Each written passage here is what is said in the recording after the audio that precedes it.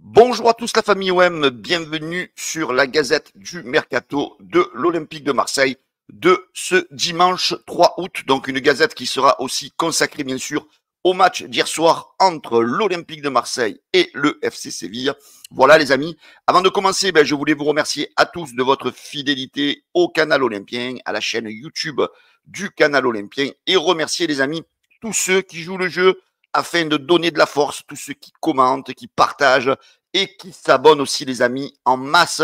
Donc au canal olympien les amis, il manque 12 personnes pour arriver à 15 000 abonnés sur la chaîne YouTube. Voilà, je compte sur vous aujourd'hui pour faire sauter le verrou des 15 000 abonnés. Je remercie les amis aussi tous ceux qui font des dons sous les vidéos. Vous avez la possibilité de faire des super chats, on appelle ça, ou des super thanks. Voilà, donc ça permet aux gens qui veulent soutenir la chaîne. Donc je voulais remercier toutes ces personnes-là qui donnent des petits dons à la chaîne. Ça fait toujours plaisir.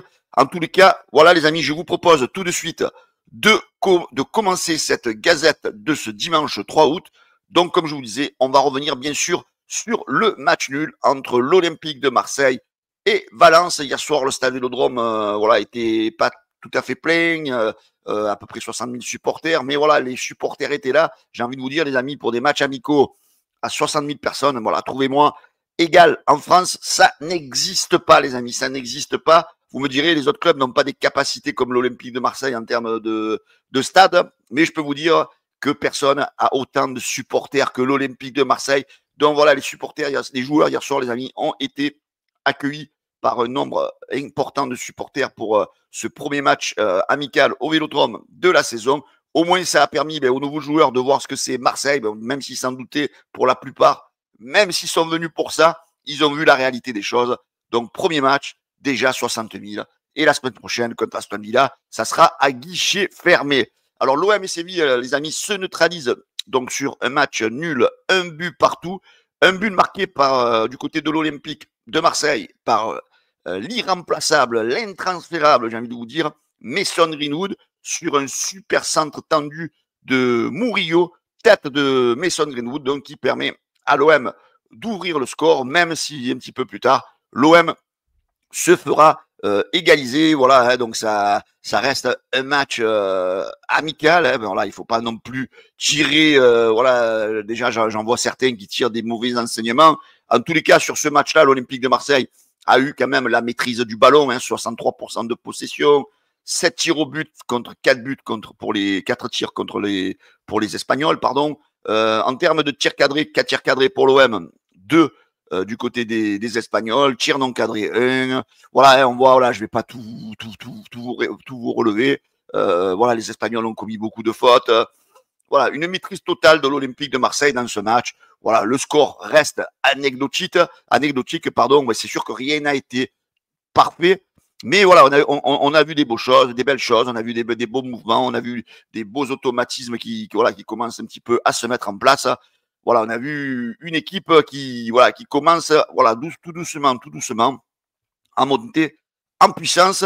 Alors, j'avais envie dans ce match-là, les amis, de mettre un joueur à l'honneur. C'est Jonathan Rowe, les amis. Il a été encore exceptionnel hier soir.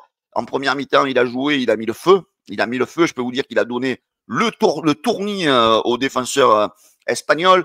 Rapide, dribbleur. Voilà, il a mis le feu. Et c'est pour ça que il y aurait a priori l'Atalanta Bergame. On sait qui serait intéressé par lui en cas de départ de Lookman. Mais on sait aussi, les amis, que Roberto De Zerbi compte sur lui. Donc voilà, et moi j'ai envie d'appuyer aussi l'argument de Roberto De Zerbi. Il faut impérativement garder ce joueur qui a été exceptionnel hier soir. Voilà, donc même l'arrivée de Igor Pechao ne lui fait pas peur. Voilà, il est là, il donne tout. Et quelque part, ça va mettre un peu aussi la pression à Igor Pechao, parce que Igor Pechao, il est un peu aussi, lui, en titulaire. Et il se dit quand même, je vais avoir derrière un joueur qui va me mettre plus que de la pression, qui est très fort aussi. Donc voilà, c'est que du bonus pour l'Olympique de Marseille. Et voilà, j'avais envie, les amis, de mettre en avant aussi l'excellent match bien sûr, de Jonathan Rowe, comme je vous disais. Alors moi, il y a un autre joueur qui m'a plu, mais lui, voilà, j'avais envie de mettre en avant un jeune aujourd'hui, c'est le jeune Darid Bakola, pour moi, il a fait une entrée en deuxième mi-temps qui a été de très grande qualité. Voilà, franchement, un super joueur qui récupère beaucoup de ballons, qui est juste dans son jeu, qui est juste dans ses passes. Franchement, voilà, j'ai envie de vous dire, voilà, depuis peut-être Bouba Camara, ben, on n'avait peut-être pas eu des milieux de terrain comme ça, de jeunes à monter en puissance. Donc moi, j'ai envie de vous dire que ce Darid Bakola, il va falloir compter sur lui cette saison. C'est un jeune qui va faire partie de la rotation. D'ailleurs, c'est un petit peu les objectifs de l'OM. D'ailleurs, quand on parlera tout à l'heure du compte rendu d'après-match de Zerbi, voilà, les jeunes vont avoir leur importance cette saison. Et franchement, Darid Bakola, les gars, j'ai envie de vous dire, voilà, qui fera partie de la rotation parce qu'il a été très bon dans ce match-là. Alors, il y a d'autres joueurs qui ont été bons. Hein. Je ne vais pas parler, bien sûr, de tout le monde. Hein. Il y a le petit Robinho Vaz qui a fait un très bon match aussi. J'ai bien aimé Facundo Medina. Voilà, la défense, elle a fait un match correct. J'ai bien aimé Amir Murillo. Alors, j'ai beaucoup par contre de retenue sur Garcia, hein, Ulysse Garcia. Voilà. Sinon, bon, Hermine Guiri, il a du mal un petit peu sur ce début de préparation, mais je reste confiant à son égard, les amis. Mason Greenwood, hein, on en a parlé, encore buteur. Adrien Rabiot. Voilà, l'équipe monte en puissance, les amis. Et voilà, donc ne prenons pas pour argent comptant ce score. Prenons surtout en considération les progrès que fait l'équipe à chaque match. Alors hier soir, c'était les débuts de Aubameyang, hein, donc le coach de Zerbi donc a voulu lui faire plaisir, a voulu lui faire prendre, on va dire, un bain de foule, un bain d'applaudissements à l'intérieur du Vélodrome pour les retrouvailles, pour le comeback de Aubameyang. Alors il a eu une ou deux opportunités. Alors à un moment donné, il a eu une possibilité. Il était lancé. Alors on a vu quand même une petite lenteur. C'est pour ça que j'ai envie de vous dire, il n'est pas encore tout à fait prêt. À un moment donné aussi, donc une talonnade imprécise. Voilà. Moi, je suis ravi du retour d'Aubameyang. Mais voilà, je pense qu'il y aura encore un petit peu de travail de préparation, à mon avis. Mais voilà, c'est un joueur, comme je vous le disais depuis le début de la rumeur, qui va sans doute nous rendre service. Et dans tout ça, les amis, il ne faut pas enterrer Amine Gouiri, il ne faut pas le sous-estimer, parce que c'est un joueur qui nous a rendu beaucoup de services la saison prochaine. Et voilà, donc il faudra faire un mix de tous les joueurs et chaque joueur aura cette saison son mot à dire. Allez les amis, au niveau de la rubrique Mercato, le dossier Timothy Weah, voilà, depuis hier on sait qu'on va vers une issue positive. Matteo Moretto, le journaliste italien, nous dit que donc l'issue serait sur le point d'être trouvée entre l'OM et la Juve, pour Timothy Weah, sous la forme d'un transfert définitif. Là on ne parle pas de prêt a priori, on parle d'un transfert définitif à hauteur de 13 millions d'euros. Voilà, hein. Le dossier pourrait être finalisé dès le début de la semaine prochaine, donc demain, mardi, voilà, pour que le joueur puisse peut-être attaquer donc sa nouvelle saison avec l'OM. Du côté des autres rumeurs de Mercato, donc on savait que l'OM s'était intéressé à Miguel Gutiérrez. Et selon Foot Mercato, l'OM et Giron auraient discuté pendant un temps d'un échange plus de l'argent entre Miguel Gutiérrez et Azzedine Ounahi.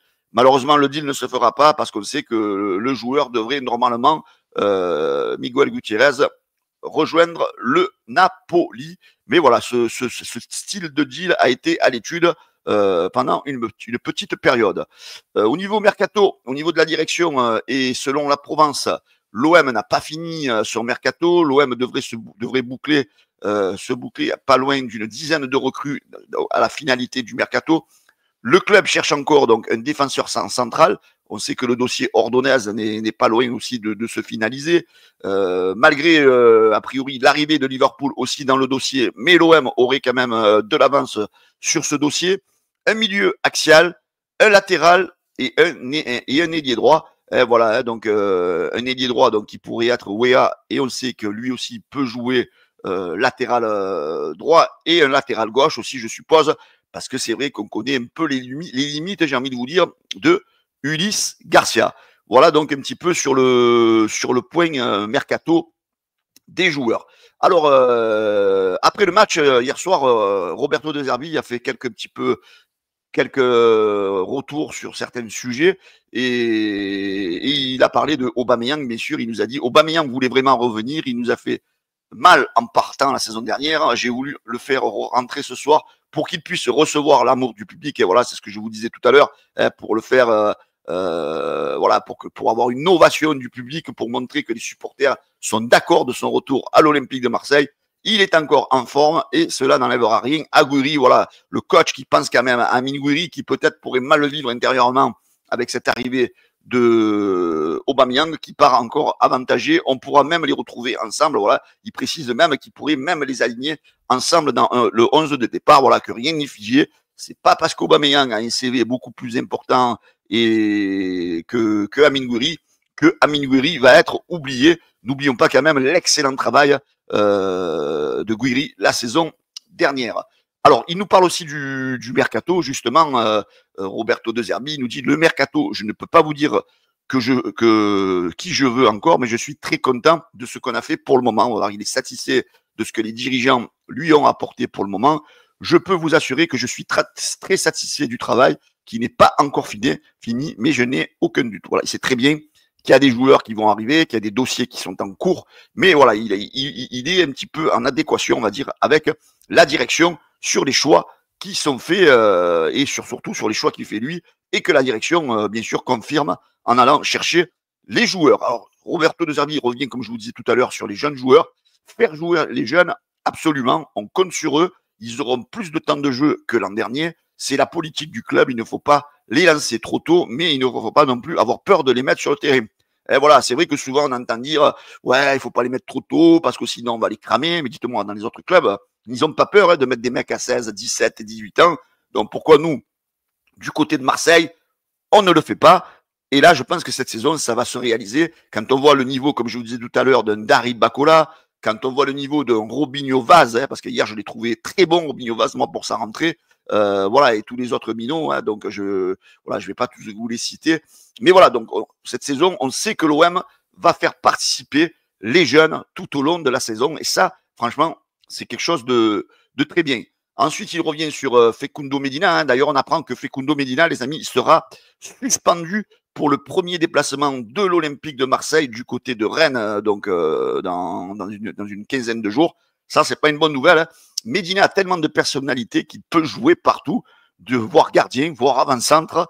On aura peut-être moins de possession en Ligue des Champions, même s'il faut affronter des excentrés, il n'aura pas de problème à s'insérer dans le couloir, selon moi. Et voilà, donc on voit bien que Roberto De Zerbi est vraiment content de l'arrivée de Facundo Medina du côté de l'Olympique de Marseille. Allez, on poursuit. Comme contre Valence, on s'est procuré des occasions, mais on n'a pas réussi à gagner. Si on pouvait s'habituer à le faire, ça serait un peu mieux. Sinon, je suis très content. Voilà, une petite pression un peu sur les attaquants, peut-être en disant, voilà, on a des occasions, il faut peut-être les mettre au fond, être un petit peu plus précis. Mais voilà, les amis, on s'affole pas. C'est le début de saison, ça va venir et moi, je reste toujours confiant à cette équipe pour l'année prochaine, quoi, pour cette saison. Donc, Roberto De Zerbi revient sur, il y a plein de choses positives à retenir du point de vue du jeu, de l'attitude, de l'agressivité, ça je suis d'accord avec lui. Les nouvelles recrues, Angel Gomez, Gandrilé, Facundo Medina, Aubameyang ont bien joué comme s'ils étaient au club depuis longtemps. D'ailleurs, il y a deux joueurs aussi que je voudrais féliciter, que j'en ai pas parlé. C'est Angel Gomez, les amis. Pour moi, il fait partie des meilleurs recrues pour le moment. C'est un excellent joueur, même s'il a une grosse prise de risque par moment. Mais j'ai envie de vous dire, c'est une prise de risque maîtrisée parce que c'est un joueur très technique. Et franchement, lui, il fait partie pour moi des meilleurs recrues de l'OM cette saison. Le jeune Egandrilé aussi, il a été solide, il a été serein, il a été calme. Donc, lui aussi, c'est un joueur qui a beaucoup d'avenir et qui, à mon avis, va progresser donc sous les ordres de Roberto De Zerbi. Alors, on a vu la possibilité de voir hier le maillot sœur, le maillot numéro 3, excusez-moi pour mon anglais déplorable, j'ai envie de vous dire. Mais voilà, moi, je le trouve très beau. Voilà, je voulais avoir un petit peu votre avis en commentaire, les amis. Voilà, ça sera le maillot numéro 3 de l'Olympique de Marseille. Et les amis, ce soir, n'oubliez pas le 4e épisode de la série Sans jamais rien lâcher. Le titre, ce sera Recomposition. Voilà, ça va revenir, je pense, sur l'altercation entre Koné et Roberto De Zerbi. Ça va revenir aussi sur l'opinion de, je pense, de Mehdi Benassia, justement, sur la réaction de Koné. Voilà, je pense qu'il va y avoir plein de choses qui vont être remises en place par rapport à ce mauvais comportement. Voilà, les amis, je vous souhaite à tous, j'espère que cette gazette vous a plu. Donc voilà, elle a été un petit peu axée, peut-être un petit peu moins sur le mercato. Mais en tous les cas, voilà, il y a eu pas mal d'infos. On est revenu sur le match hier soir. On est revenu voilà, sur une ou deux ou trois infos extérieures au mercato. Voilà, les amis, pensez, les amis, au like. Merci de penser au partage. Merci de vous abonner. On n'est pas loin des 15 000, hein, comme je vous disais sur YouTube au début de la vidéo. Et merci à tous ceux qui font des petits dons sur les commentaires de la vidéo. Les amis, bonne journée à tous et je vous dis à bientôt. Ciao, la bise.